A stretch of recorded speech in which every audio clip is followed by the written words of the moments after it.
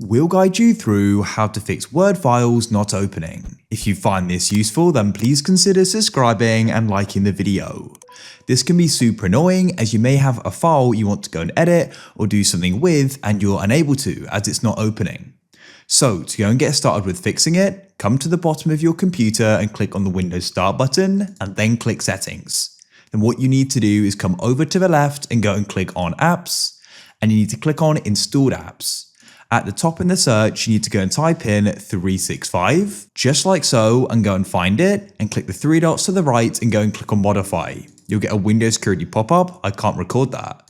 You then got the option for quick repair and online repair. First of all, try doing a quick repair, so you can have that selected, click repair and click repair again, and wait for this to go and run. When it's finished, it'll go and say done. You can press close, and you can then try opening up the Word file again, and hopefully now it'll go and open. If it does, then great. If it still doesn't, you can go and repeat and try doing the other repair option, and hopefully it will work. If you found this useful and you want to see more, then please consider subscribing and liking the video.